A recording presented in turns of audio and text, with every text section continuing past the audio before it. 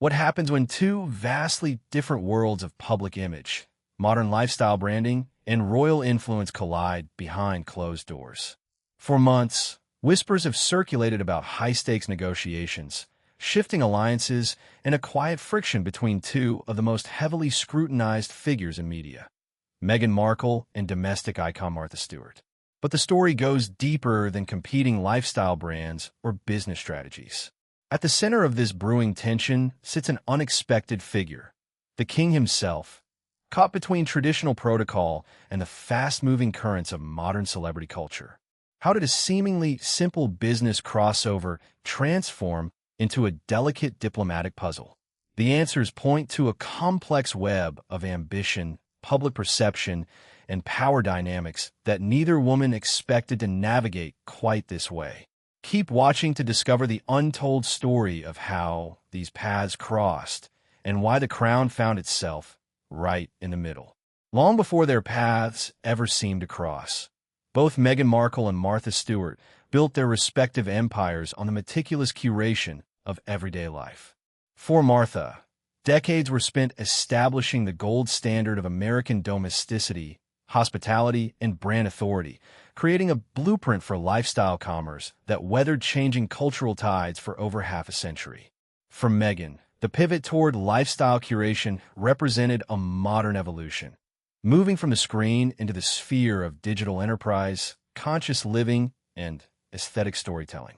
On paper, both women share a relentless drive for perfection, an uncompromising attention to detail, and a deep understanding of how public image is carefully constructed. Yet, operating in overlapping spheres of influence inevitably breeds a quiet, unspoken competition. In the high-stakes world of lifestyle media, there is rarely enough room at the absolute top for two distinct visionaries without a certain degree of friction. Observers note that while Martha built her empire through traditional publishing, television networks, and decades of steady brand trust, Meghan's approach relies heavily on digital immediacy, global streaming platforms, and the unique, heavy weight of royal association. This contrast in their foundational methods created an underlying tension as their brand trajectories began to mirror one another. As plans for new commercial ventures took shape, insiders began to wonder whether a collaborative bridge could ever truly be built between two such distinct titans, or if their ambitions were destined to clash. Psychologically, both figures operate from a place of intense self-determination. When two individuals who are accustomed to steering their own narratives and commanding absolute creative control are placed into the same room, the psychological landscape shifts from cooperation to caution. Every gesture is weighed. Every proposal is scrutinized for hidden leverage. What happened when the first official proposals for partnership were quietly exchanged behind closed doors, and where did the first cracks in the relationship begin to show? The dynamic shifted dramatically when initial conversations about a joint lifestyle venture or media crossover moved from speculative murmurs to concrete proposals. For any high-profile collaboration to succeed, mutual respect and aligned visions are essential. As negotiations progressed, the atmosphere grew increasingly guarded. The core disagreement was not merely about style, but about ownership and narrative direction. In the world of high-end branding, control is currency. Neither figure was accustomed to yielding creative territory, especially when dealing with projects intended to define their next major career chapters. Sources close to the situation began to notice a distinct cooling of relations. The warm public pleasantries that often characterize elite media circles gave way to rigid professionalism and tightly managed communications. It became clear that what was once envisioned as a powerful alliance was rapidly transforming into a test of wills, leaving associates wondering how long the fragile talks could possibly survive. Behind the polished exterior of corporate meetings lies a fascinating study in human behavior under pressure. When powerful personalities collide, the instinct to protect one's legacy often overrides the potential benefits of synergy. Both women understood the high stakes. A successful venture could redefine the future of lifestyle media, but a flawed partnership could dilute decades of carefully guarded reputation. How did a routine business disagreement escalate into a personal falling out, and what specific demand proved to be the absolute turning point? The breaking point arrived not with a public spectacle, but through a series of calculated steps that signaled a definitive end to the proposed partnership. Observers close to both camps noted a sudden and deliberate distancing. Projects were put on indefinite hold, meetings were quietly canceled, and public acknowledgments ceased entirely. For Meghan, walking away from a legacy name like Martha Stewart was a bold statement, one that signaled a preference for complete autonomy over a potentially compromised collaboration. For Martha, the pivot was met with characteristic resolve, focusing inward on her own established legacy and ongoing ventures. Yet, in the interconnected ecosystem of global elites, private decisions rarely stay contained. The sudden dissolution of ties sent ripples through the entertainment and lifestyle sectors, prompting questions about what really happened behind closed doors. Was it a clash of strong personalities, or were deeper philosophical differences about media and branding to blame? As the dust began to settle, both women retreated to their respective corners, leaving publicists and media analysts to piece together the narrative.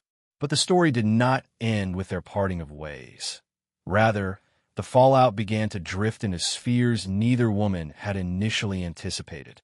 The psychological weight of such a decision is profound. Stepping away from a partnership of this magnitude requires immense conviction, highlighting a deeply ingrained need for self-preservation and creative independence. It reminds the observer that sometimes the most powerful strategic move a leader can make is knowing when to walk away.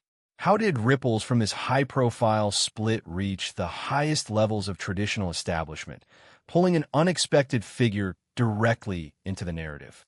While the lifestyle moguls navigated their private corporate standoff, another layer of complexity was unfolding quietly across the Atlantic. The British royal family, accustomed to weathering public storms, found themselves indirectly implicated in the fallout.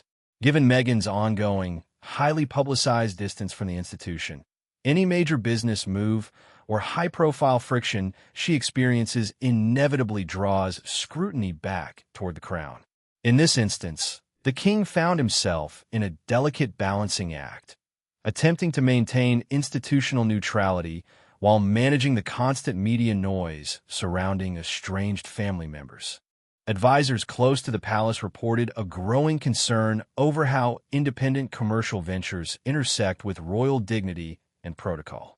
While the king's primary focus remained on stability and traditional duties, the modern digital landscape often blurs the lines between private enterprise and public representation. The tension between Meghan's entrepreneurial ambitions and the traditional expectations of the royal sphere created an awkward diplomatic middle ground.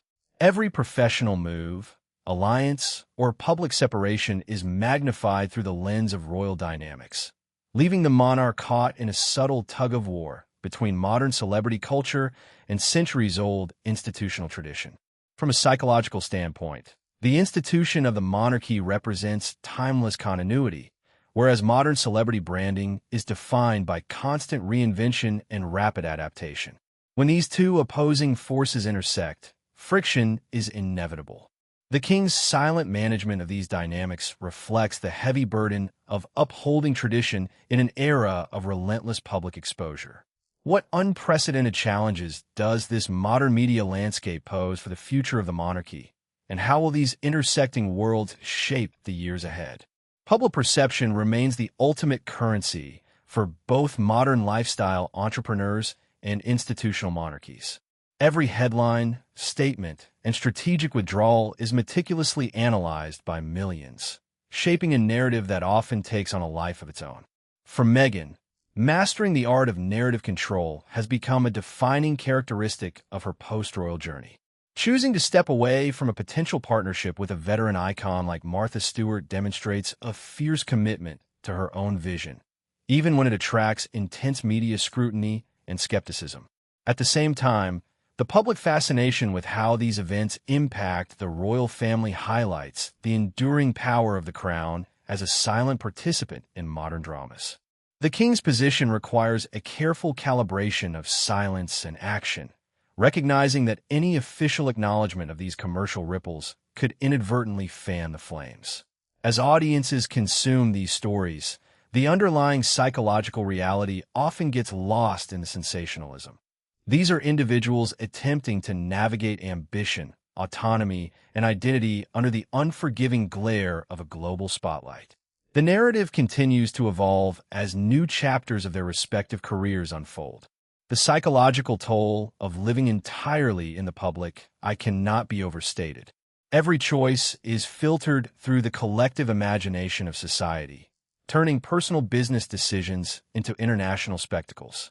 Yet, both women continue to chart their courses with unwavering focus, demonstrating resilience in the face of constant public commentary. What lies ahead for both lifestyle empires as they chart separate courses, and how will the ongoing balancing act at the palace continue to unfold? Examining the mechanics of modern influence reveals why these high-profile tensions resonate so deeply with the public. Power dynamics in media and royalty are rarely loud or overt. They are conducted through quiet phone calls, strategic PR placements, carefully timed announcements, and deliberate silences. The friction between Meghan and Martha, much like the delicate relationship between the modern Sussex ventures and the British establishment, underscores the invisible rules governing elite circles. Reputation is painstakingly built over decades, yet can be tested or redefined in a matter of months. For observers of human behavior, these dynamics offer a fascinating study in psychological adaptation. Both women, operating from positions of immense visibility, must constantly reinvent themselves while protecting the core integrity of their brands. Meanwhile, the institution of the monarchy adapts at its own deliberate pace, guarding traditions that predate the very concept of modern media branding. The intersection of these separate worlds illustrates a broader cultural shift. The traditional boundaries separating royalty, lifestyle branding, and celebrity culture are permanently blurring, creating new pressures for everyone involved. Understanding these invisible currents allows us to see beyond the superficial headlines. It reveals a world where power is maintained not through dominance, but through strategic endurance and emotional intelligence. As the dust settles on this chapter of corporate and royal maneuvering, what lasting lesson does this intricate saga leave behind for the future of modern fame? Ultimately, the story of Meghan Markle, Martha Stewart, and the quiet shadow cast over the palace is less about a single failed partnership and more about the complexities of ambition in the modern age. It highlights the steep price of independence and the intricate dance required when powerful, independent figures attempt to navigate overlapping worlds. Martha continues to fortify her legendary empire, proving the enduring strength of traditional branding. Meghan presses forward with her digital and lifestyle projects, carving out a unique space that defies conventional categorization. And in the center of it all, the crown endures, watching as the modern world reshapes the boundaries of influence around it. The king's quiet management of these overlapping pressures reflects a timeless truth. Institutions survive by weathering change, even when that change knocks directly at their gates disguised as celebrity gossip or lifestyle branding.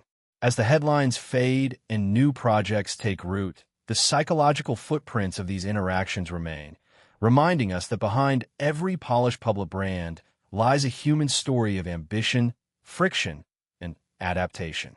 Reflecting on this journey, we are reminded that ambition and autonomy are forces that constantly challenge established boundaries. Whether in the boardroom, the media landscape, or the halls of a palace, the pursuit of self-definition always carries a cost. As these figures continue to write their own futures, we're left to ponder how much of our own desire for independence mirrors the quiet struggles played out on the global stage.